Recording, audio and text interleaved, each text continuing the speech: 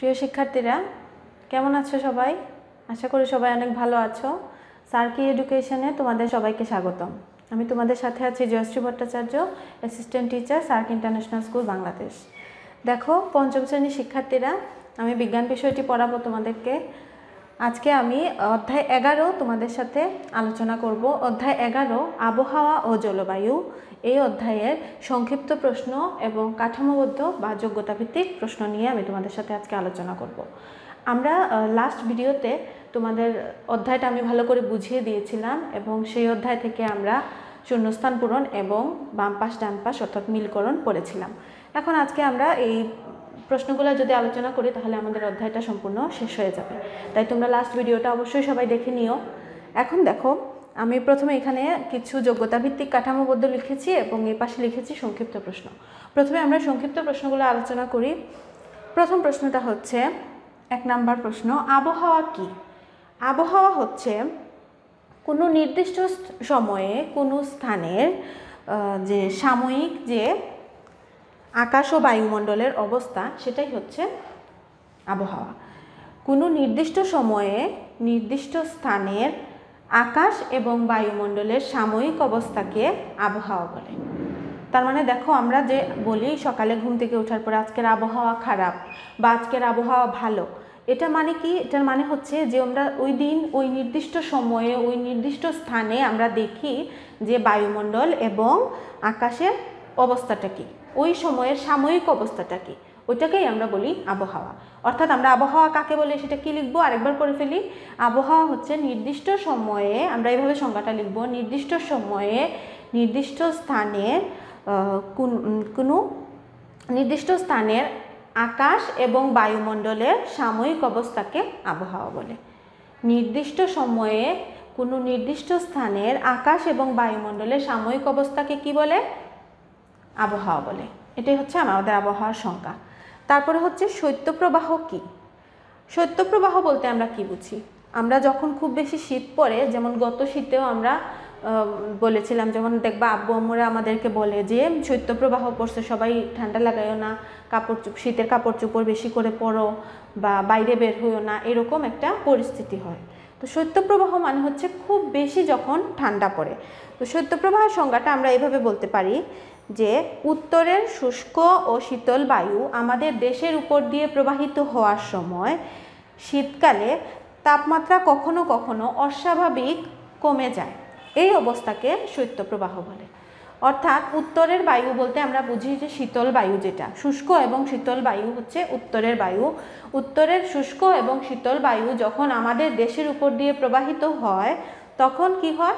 তখন তাপমাত্রা শীতকালে তখন তাপমাত্রা কি হয়? অত্যধিক কমে যায়। তখন এই অবস্থাকে কি বলে? শৈত্যপ্রবাহ বলে। তারপরে হচ্ছে জলবায়ু কাকে বলে? আমরা আবহাওয়াটা যদি বুঝি তাহলে আমরা জলবায়ুটাও বুঝবো। আবহাওয়া হচ্ছে একটা নির্দিষ্ট দিনে নির্দিষ্ট সময়ের একটা সাময়িক অবস্থা, কিন্তু জলবায়ু হচ্ছে আবহাওয়া কি? আবহাওয়া হচ্ছে যে একটা সাময়িক অবস্থা, কিন্তু জলবায়ু হচ্ছে বহু বছরের একটা গড় অবস্থা। সংজ্ঞাটা আমরা এইভাবে লিখতে পারি, কোনো স্থানের আবহাওয়ার পরিবর্তনের নির্দিষ্ট ধারাই হলো জলবায়ু। কোনো স্থানের বহু বছরের আবহাওয়ার গড় অবস্থাকে জলবায়ু বলে। তো আমরা এটা দুটা লাইন লিখতে পারি যে কোনো স্থানের আবহাওয়া পরিবর্তনের ধারাই হলো জলবায়ু এবং কোনো স্থানের বহু বছরের আবহাওয়ার গড় অবস্থাকে জলবায়ু বলে। তারপরের প্রশ্নটা হচ্ছে কালবৈশাখী কি? কালবৈশাখী আমরা শুনে থাকি যে গ্রীষ্মকালে কি হয়? কালবৈশাখী ঝড় হয়। তো গ্রীষ্মকালে আমাদের দেশে যে বজ্রঝড় সৃষ্টি হয় তাকে কি বলে? কালবৈশাখী বলে। এটা আমরা একটু সুন্দর করে লিখতে পারি যে সঞ্চারণশীল ধূসর মেঘ উপরে উঠে জমা হয়ে ঘনীভূত হয়ে যখন বজ্রবৃষ্টি শিলাবৃষ্টি তৈরি হয় তখন তাকে কি বলে? কালবৈশাখী বলে। এটা হচ্ছে এক ধরনের বজ্রঝড়, যেটা কোন সময় হয়? গ্রীষ্মকালে হয়। তারপরের প্রশ্নটা হচ্ছে বায়ু চাপ কি? বায়ু চাপ আমি তোমাদের গতদিন যখন অধ্যায় পড়িয়েছিলাম তখন বলেছিলাম যে বায়ু চাপ হচ্ছে বায়ু তার নিজের ওজনের কারণে ভূপৃষ্ঠের উপর যে চাপ প্রয়োগ করে তাকে কি বলে? বায়ুচাপ বলে। বায়ুর নির্দিষ্ট একটা কি আছে? ওজন আছে। আমাদের যেরকম নির্দিষ্ট ওজন আছে, বায়ুরও এরকম নির্দিষ্ট ওজন আছে। এই নির্দিষ্ট ওজনের কারণে বায়ু কি করে? ভূপৃষ্ঠের উপর চাপ প্রয়োগ করে। এই চাপকেই বায়ুচাপ বলে। তারপর হচ্ছে খরার কারণ কি?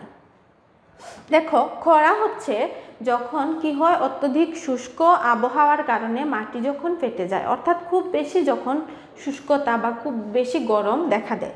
তো আমরা এটা লিখতে পারি খরা কারণ হচ্ছে, খরার কারণ হলো কি লিখতে পারি, আমরা খরার কারণ হিসেবে লিখতে পারি অস্বাভাবিক কম বৃষ্টিপাত ও উচ্চ তাপমাত্রা হলো খরার কারণ। আরেকটা লিখতে পারি যে অনেক সময় ধরে দীর্ঘ সময় ধরে বা অনেক সময় ধরে শুষ্ক আবহাওয়ার কারণে খরার সৃষ্টি হয়। আবার কি লিখতে পারি, এটাও একসাথে লিখতে পারি, অনেক দিন ধরে বা দীর্ঘ সময় ধরে অস্বাভাবিক কিসের জন্য, অস্বাভাবিক শুষ্ক আবহাওয়া, কম বৃষ্টিপাত ও উচ্চ তাপমাত্রা হলো খরার কারণ। একসাথে আমরা এটা লিখতে পারি। তারপর হচ্ছে আর্দ্রতা কাকে বলে। আর্দ্রতা কাকে বলে, আর্দ্রতা মানে আমরা বুঝি বাতাসে জলীয় বাষ্পের পরিমাণ। বাতাসে জলীয় বাষ্পের পরিমাণকে আর্দ্রতা বলে। জলীয় বাষ্পের পরিমাণ বেড়ে গেলে আর্দ্রতা বেড়ে যায় এবং কমে গেলে আর্দ্রতা কমে যায়। এতটুকু আমরা লিখতে পারি। আশা করি তোমরা এই সংক্ষিপ্ত প্রশ্নগুলো বুঝেছো। তোমাদের এই অধ্যায়ে আরও অনেক সংক্ষিপ্ত প্রশ্ন আছে, কিন্তু আমি এখান থেকে তোমাদের 7টা প্রশ্ন আলোচনা করলাম। আরও অনেকগুলো আছে, যেহেতু তোমরা পাঠ আলোচনায় যদি তোমরা এটা দেখে ফেলো তাহলে তোমাদের শেখা হয়ে যাবে এগুলা। এখন দেখো আমরা 2টা কাঠামোবদ্ধ বা যোগ্যতাভিত্তিক প্রশ্ন আলোচনা করব। আমি তোমাদের প্রায় এই কথাটা বলে থাকি যে কাঠামোবদ্ধ বা যোগ্যতাভিত্তিক প্রশ্ন হচ্ছে তোমাদের যোগ্যতা পরীক্ষা করা। এটা কিন্তু এমন না যে বই থেকে হুবহু লিখতে হবে, তোমরা যেটা বুঝো তোমাদের যোগ্যতা অনুসারে তোমরা এই প্রশ্নের উত্তর দিবা। এখন দেখো এখানে লেখা আছে 1 নম্বর প্রশ্ন হচ্ছে গ্রীষ্মকালে আমাদের দেশে বজ্রঝড় হয়। গ্রীষ্মকালে আমাদের দেশে কি হয়, বজ্রঝড় হয়। এই ঝড় কি নামে পরিচিত? এই ঝড় সম্পর্কে 4টি বাক্য লিখো। গ্রীষ্মকালে আমাদের দেশে কি হয়, বজ্রঝড় হয়, এই ঝড় কি নামে পরিচিত? এই ঝড় সম্পর্কে 4টি বাক্য লিখো। এরকম আরেকটি দুর্যোগের নাম লিখো। প্রথমে আমরা এটা লিখব উত্তরের শুরুতে যে গ্রীষ্মকালে আমাদের দেশে বজ্রঝড় হয়, এই ঝড় কালবৈশাখী নামে পরিচিত। এই ঝড় কি নামে পরিচিত? এই ঝড় কালবৈশাখী নামে পরিচিত। এই ঝড় সম্পর্কে, তখন আমরা এই ঝড় না লিখে লিখতে পারবো যে কালবৈশাখী ঝড় সম্পর্কে 4টি বাক্য নিম্নরূপ। তারপরে আমরা কালবৈশাখী ঝড় সম্পর্কে 4টি বাক্য লিখব। প্রথমে কি লিখব দেখো, প্রথমে লিখব যে স্থলভাগ অত্যন্ত গরম হওয়ার ফলে কালবৈশাখী ঝড় সৃষ্টি হয়। স্থলভাগ অত্যন্ত গরম হওয়ার ফলে কালবৈশাখী ঝড় সৃষ্টি হয়। 2 নম্বর লিখব সাধারণত বিকেলবেলায় কালবৈশাখী ঝড় হয়। 3 নম্বর লিখব এই ঝড় সর্বোচ্চ 20 কিলোমিটার পর্যন্ত বিস্তৃত হতে পারে। এরপরে লিখব কি, ধূসর মেঘ, সঞ্চারণশীল ধূসর মেঘ উপরে জমা হয়ে ঘনীভূত হয়ে কি হয়, বজ্রবৃষ্টি, শিলাবৃষ্টি ইত্যাদি হয়। এভাবে আমরা 4টি বাক্য লিখতে পারবো। এরপরে আছে কি দেখো, এরকম আরেকটি দুর্যোগের নাম লিখো। কালবৈশাখীর মতোই আরেকটি দুর্যোগ, তোমাদের বইয়ে যে প্রাকৃতিক দুর্যোগগুলোর নাম আছে এখান থেকে যে কোনো একটা দিলে হবে, টর্নেডো, সাইক্লোন, এগুলো একটা দিলেই হবে। এরকম আরেকটি দুর্যোগ হলো টর্নেডো, এরকম দিলেই হবে। তাহলে আমরা বুঝলাম। এটাতে দেখো আমরা প্রথমে এখানে যতটুকু লেখা আছে ওইটা লিখব, তারপরে 4টি বাক্য লিখব। এরপরে কি লিখব, আমরা লিখব এরকম আরেকটি দুর্যোগের নাম। আরেকটি দুর্যোগের নাম তোমার ইচ্ছা মতো লিখতে পারো, টর্নেডো লিখতে পারো, সাইক্লোন লিখতে পারো, বন্যা লিখতে পারো, খরা লিখতে পারো।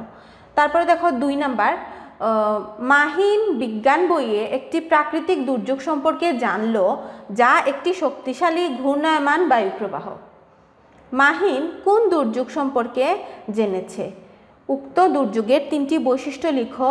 এর ক্ষয়ক্ষতি সম্পর্কে 2টি বাক্য লিখো।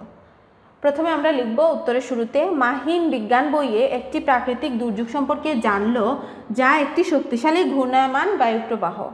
মাহিন যে দুর্যোগ সম্পর্কে জেনেছে তা হলো টর্নেডো। কারণ দেখো আমরা টর্নেডোতে পড়েছি, টর্নেডো হলো সরু ফানেল আকৃতির ঘূর্ণায়মান শক্তিশালী বায়ুপ্রবাহ। ঘূর্ণায়মান বায়ুপ্রবাহ মানে হচ্ছে টর্নেডো। তো মাহিন যে দুর্যোগ সম্পর্কে জেনেছে সেটি হলো টর্নেডো। উক্ত দুর্যোগের 3টি বৈশিষ্ট্য লিখো। আমরা লিখব যে টর্নেডোর 3টি বৈশিষ্ট্য নিম্নরূপ। 1 নম্বর হচ্ছে এটি সরু ফানেল আকৃতির কি হয়, ঘূর্ণায়মান শক্তিশালী বায়ুপ্রবাহ। 2 নম্বর আমরা লিখতে পারি এই বায়ুপ্রবাহ আকাশের বজ্র মেঘের স্তর থেকে ভূপৃষ্ঠ পর্যন্ত বিস্তৃত হয়। আর 3 নম্বর লিখতে পারি টর্নেডোর আকারে সাধারণত 1 কিলোমিটারের কম হয়। তো এটা হলো আমাদের উক্ত দুর্যোগের অর্থাৎ টর্নেডো সম্পর্কে 3টি বৈশিষ্ট্য। এটা টর্নেডোর 3টা বৈশিষ্ট্য। এখন আমরা লিখব এর ক্ষয়ক্ষতি সম্পর্কে 2টি বাক্য লিখো। টর্নেডোর কারণে কি কি ক্ষয়ক্ষতি হয়, তো আমরা লিখব টর্নেডোর ক্ষয়ক্ষতি সম্পর্কে দুটি বাক্য নিম্নরূপ। 1 নাম্বার হচ্ছে ঘর বাড়ি ছাদ উড়ে যেতে পারে বা বিশাল স্থাপনা ভেঙে যেতে পারে। আর 2 নাম্বার হচ্ছে ফসলের ব্যাপক ক্ষয়ক্ষতি হতে পারে। তাহলে আশা করি তোমরা এই যে সংক্ষিপ্ত প্রশ্ন এবং কাঠামোবদ্ধ যে আমরা 2টা প্রশ্ন আলোচনা করলাম তোমরা খুব ভালোভাবে বুঝে নিয়েছো। এগুলা সবাই বাসায় শিখবা। আর এরকম অনেক সংক্ষিপ্ত প্রশ্ন এবং কাঠামোবদ্ধ প্রশ্ন এই অধ্যায় থেকে থাকতে পারে, তাই পাঠটা ভালো করে পড়লে তোমরা সবগুলো প্রশ্নই আনসার করতে পারবা। সবাইকে অনেক ধন্যবাদ, সবাই ভালো থাকো।